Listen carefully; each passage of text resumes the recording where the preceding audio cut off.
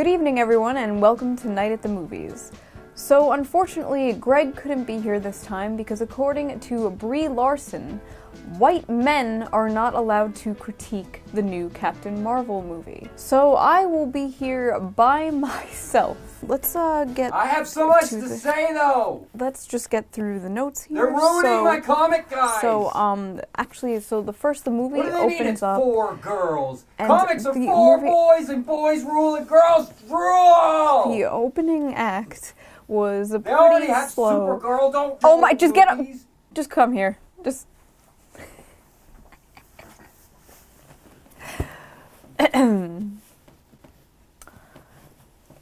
Roll the trailer. Captain Woman!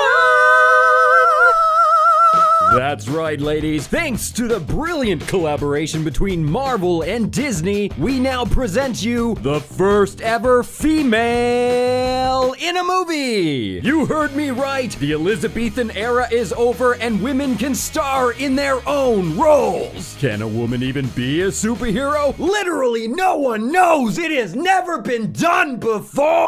So clap together, ready? No, that's the point, is to have one Big clap, ready? 3, 2, 1. that's staying in. It's like... Your time will come. Okay. Good evening, everyone. Welcome to Night at the Movies. Tonight we saw Captain Marvel.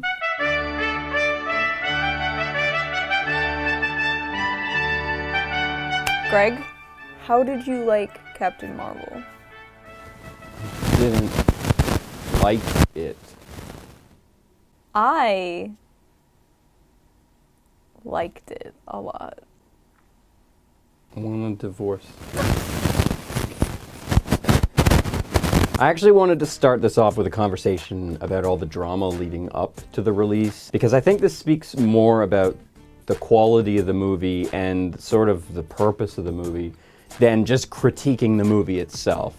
Marvel unapologetically wanted to make this movie for girls, and they were supposed to make girl-driven stories. Black Widow was supposed to be a thing after Iron Man 2. It never happened. No, and then they ended up canning it before production even began, and that was really unfortunate because they thought that a woman couldn't bring enough people into the seats for a superhero film. Because up until this point, we've gotten schlocky shit like the Supergirl movie and the Supergirl TV show. These are also unapologetically geared towards girls. That's fine.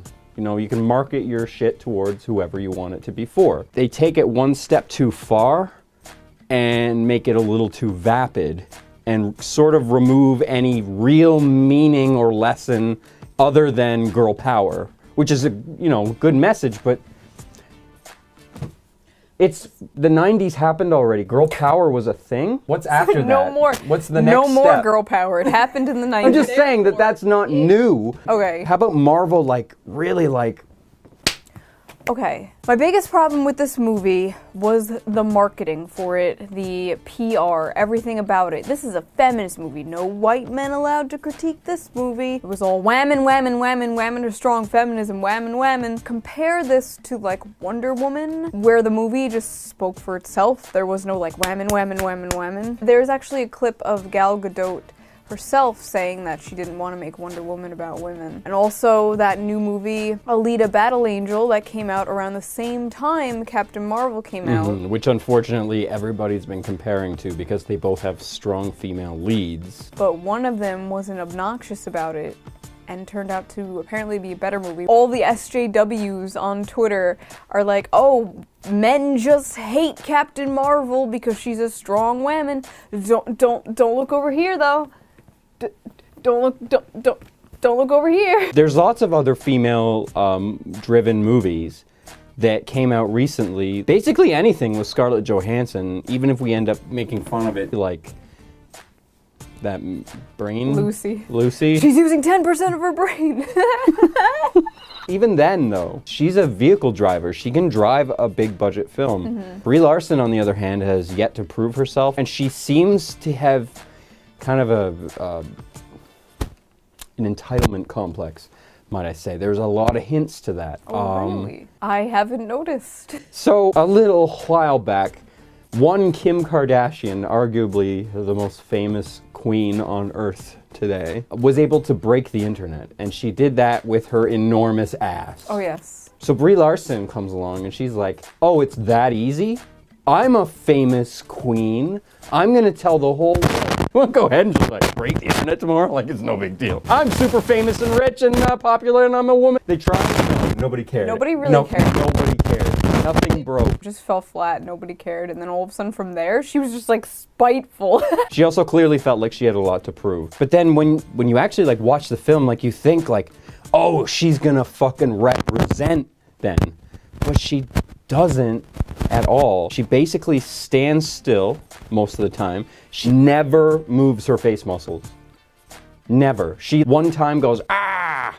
That was the weirdest. And then one time I think she smiled. Even when her like most dramatic moments, it's like, no, Nick Fury. I don't think. Did you have a rough day, Agent Fury? She doesn't even open her teeth. You can't even see into her fucking mouth when she talks. Baby. So, I liked... Also, one thing this film taught me about Brie Larson is that she's not comfortable on motorcycles because not a single shot of a woman touching a motorcycle was her.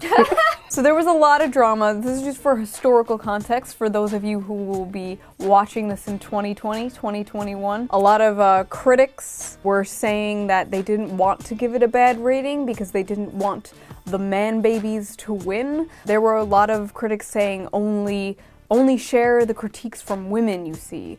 Don't share any men's critiques. There's a whole article from the Mary Sue that said, all the bad reviews are from men. Oh, what a surprise. But that wasn't true. And there was a lot of bad reviews from women. Speaking to a larger problem in Hollywood and the entertainment industry in general, is that Rotten Tomatoes is being used to sway opinions. You look at critic ratings for movies next to viewer ratings next to movies, and not only do they not match, but they tend to be polar fucking opposite of each other. And audiences are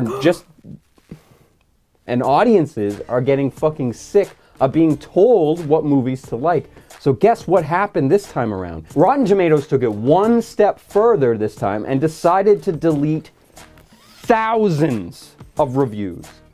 Thousands of them. Not only that, but they pulled an Amy Schumer Netflix, remember? And got rid of with the hype meter, like how much do you want to see this movie? They completely got rid of it because of this movie. Sort of segues into what I was getting at with this being marketed towards girls. I don't think that was a smart choice to just insert a girl movie into an already established universe, because that's what they fucking did with Last Jedi. They inserted an anime, the fucking postmodernist deconstructivist anime. In a lot of the defensiveness going into this film, like we don't want to hear what men have to say about this shit.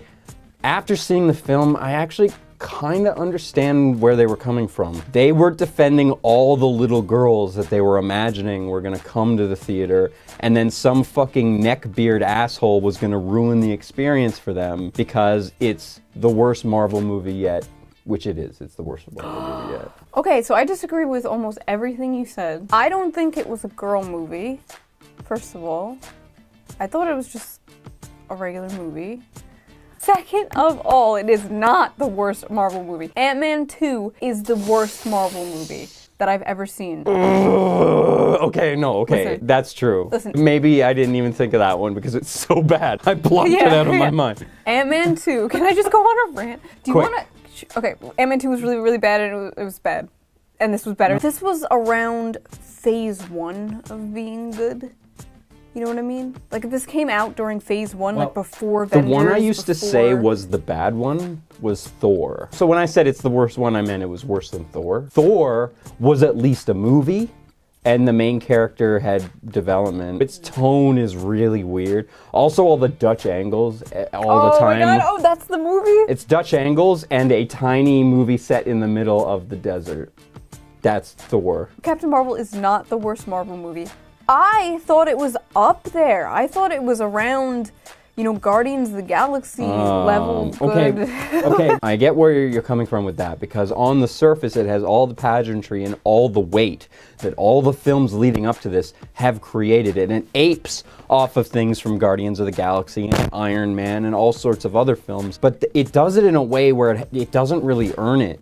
And I can forgive that if, in my mind, I believe this is a movie for my little daughter, and she won't care. If I try to marry this film in with all of those movies building up to it that it's aping from, I'm left to no other recourse than to just say that it is the most vapid, the most shallow, and the most empty Marvel film to come out yet. That doesn't mean I hated it. I didn't hate it.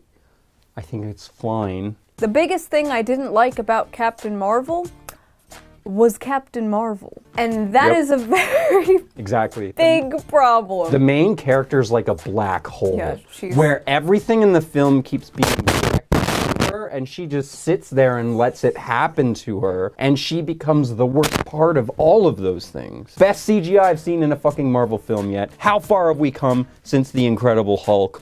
Holy shit. The best cinematography I've seen in years. It's done masterfully. The music, even though is misused in a few places, it's 90s. And it reminds me of the 90s. It makes me feel like I'm in my favorite era. So many references to the 90s. Blockbuster, Radio Shack, all that shit. I'm that idiot in the theater that's like, I know what that is. However, they use the imagery of Guardians of the Galaxy, but it's boring and nobody's a character and it's unwatchable. My favorite thing about the film, though, Nick motherfucking Fury. Yes, he did an amazing job. He is Samuel L. Jackson's, not his best role, but definitely his best round as Nick Fury. Yeah, and like, this was the most we've really seen of Nick Fury, kind of. And like, that's why it rounds him out as a character. When he's with Captain Marvel on the screen, she kind of seems human too. Like, she seems He's the only one that brings human out of Brie Larson.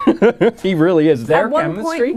I almost feel bad calling it chemistry, but their chemistry, it worked. It worked. It didn't work in the beginning. Okay, here's another thing. I hated the first act. I thought it was...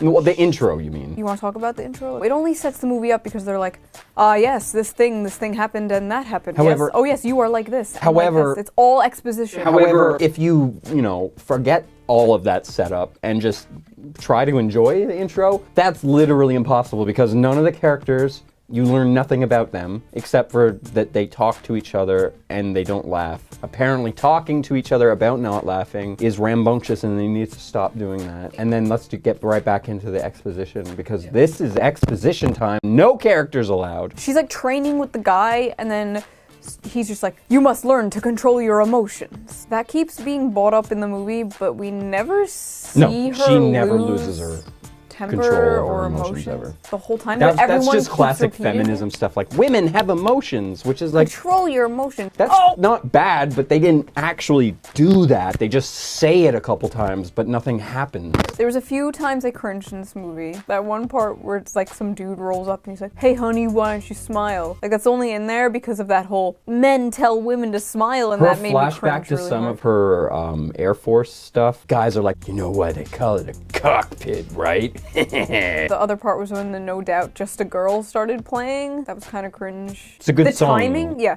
I love that song, but the timing was bad when the song came on, and then it just kind of awkwardly faded out. You could tell the movie was trying really hard to be Guardians of the Galaxy, but that part, it was trying extra hard when that song came on. It's like Guardians of the Galaxy if every character was Drax. That sounds amazing. That only works as a character if there's people that aren't Drax. Oh, okay, that makes sense.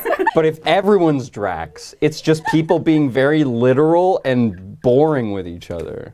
That makes sense. The worst part about the intro for me, aside from the fact that they made this alien planet seem completely devoid of life, the setup was confusing enough that there was some stuff I didn't actually understand the first time watching. Because they just throw so much exposition at you. I actually started forgetting stuff. The whole intro, the whole first act, even though you said it was just the intro, felt like a TV sci-fi series, didn't it? It was very cheesy. Other than like some of the cinematography, I'd say that the quality was like Supergirl, the TV show. Yes. Most of the sets are just like archives and a house and shit. So most of the sets are just like things that you can find around anyways. All the places she goes to are these big giant empty buildings and big empty rooms. Captain Woman! Going into the film, I remember I made one prediction. Do you remember what it was? That in the modern era of the strong, independent woman, they are so worried about giving characters flaws. The only flaw that they even give them anymore is that they don't know or they don't remember. Oh, yeah. So I was like, she's just gonna not remember, and that's going to be her only flaw. I remember. Oh, I saw the cat coming from a mile The cat was away. so obviously an alien. I thought it was like an alien spy or something. The way it was following them and stuff. Yeah, it would have been more interesting if it turned out to be some sort of bad guy. But then. Then yeah. some little girl can't take home the cat toy and I be was like, just about this to is say, my no, the cat Floridian was alien. cute. I liked the cat. The cat was actually a smart addition. It was one of the things that gave Nick Fury a lot of personality, to Yeah. find out that he loved cats. Yeah, that was cute. And to find out that the cat was what ruined his eye, his left eye, Yeah, sorry. some people didn't like that. I get why. If you look at his most badass moments, like in Winter Soldier, You need to keep both eyes open. it makes sense that he would Yeah. try to make everybody think that that was a badass thing about him because that's his persona. I just fucking hated Brie Larson, and I just want to talk about her cheesy one-liners. So when Brie, when she meets Nick Fury for the first time, she's doing her sassy banter thing, and it's really cringe, and it doesn't work at all. Congratulations, Nick Fury, you finally did something good. It's Excuse very me? off-putting. This is our main character we're supposed to like? She's annoying. This goes back to the problem I was talking about, how they don't know how to write strong lead females. They're always sassy. Like a Tony Stark, who's like arguably still kind of self-destructive, but ultimately he means well. And even when he does bad things, you're still kind of like, that's our Tony. When you get someone like a Tony saying something sassy to Nick Fury, like, congratulations, Nick, you finally did the right thing. You get where Tony's coming from. You understand he's being this, like, chaotic type, that he's got stuff to prove, that he's self-conscious. He has an inner problem, and he does that by lashing out and projecting onto other people. Why did Brie Larson do it? Because she's sassy. Because she's sassy. It's meaningless and confusing, and it makes me hate her character. And there was another part where she's like, you gonna tell me how to take off these things? Guess not. What was that? And that was right before she went, rah! I wanted to die. And there's another part, it had the same exact energy. Towards the end, she goes, so we gonna arm wrestle for the Tesseract? Guess not. It was so awkward. That was like DC level shitty one-liners. I mean, we are losing the hero's journey, though. These tales, baby, are as old as humanity. They go back to like Sumerian times. Stories about the human condition told over and over and over and over and over and over and over again. Yeah, and we're bored of them. We want new stories. Owned. The reason that these stories are timeless is because they speak to the core of who we are as people. And now you get this like vapid stuff. It apes elements from the hero's journey. Like, it almost seems like a hero's journey. What was her big moment, like, I can do it? At the very beginning of the movie, Jude Law's doing the whole your emotions are out of control, keep them in control thing. It references this little tag that's on her neck that keeps her from using her powers or whatever. You completely forget that that fucking thing even exists until right at the end when she has her death and rebirth moment. That all happens while she's also in a some dream? dream sequence. So she pulls it off thing. in the dream, and in real life, it also came It off? broke off. They made it way too complicated by making it a dream sequence. It was just an excuse to play a Nirvana song. Yes. Which is, again, a good song, but it sort of just felt like it didn't really fit the moment that well. Yeah, the climax of the movie was honestly one of the most boring parts when she gets all super hyped up. Come here, come here! Now, I am the powerful one. And she flies into space. And then oh my god! they have this thing in the movie where she, like, goes on a pad and all these gooey things go around her. And then her brain goes into a computer simulation where she talks to intelligence, which is the main intelligence for the Kree. It's boring. And the intelligence presents themselves as the person that they knew the most in their life. And there's 2 times again in the movie where you see this right at the very beginning and right at the very end. And again, I completely forgot what the fuck all that was. And like, I'm an adult man and I'm very smart. I should not be confused by a little girl's movie. So that says a lot about what you fucking did, Marvel. Fix my boy shit. I want boys. Okay. Baby is gonna have so much out of context shit for people.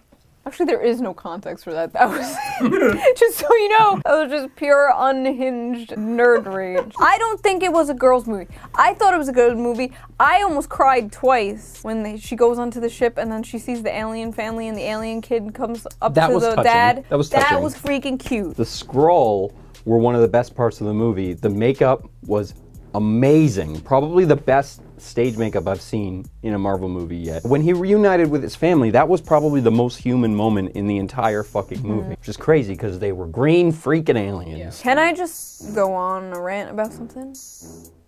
Real quick? Please?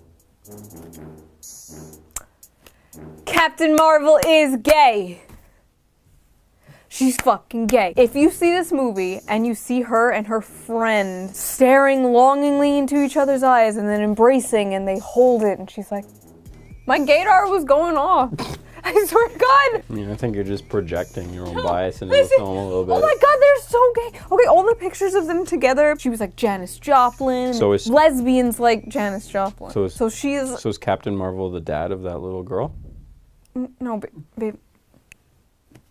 I think we need to have a talk. I think it's time we had the talk. I'm so confused. Okay. I didn't read that much into it. Wearing all the grunge shit. You know, even the second time we viewed it, you were like pointing at the screen saying, they're lesbians. Okay. I mean, maybe, whatever. It's irrelevant. It's just sisterhood. If they just did better casting for Captain Marvel, this would have been like a really good movie. She bought it down so much. There are moments, though, where it works. Brie Larson did fine during the action scenes, actually. They're fine. Not as good as... Oh, man.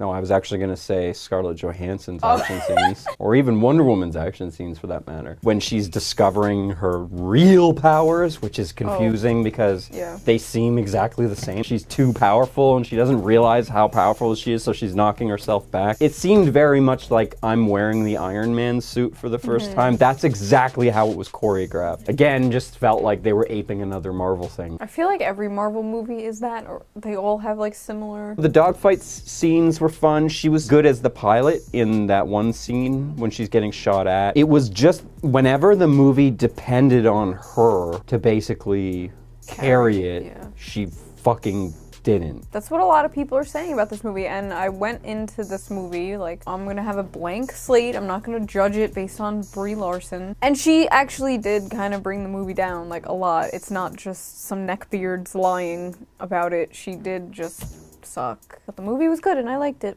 So it is written.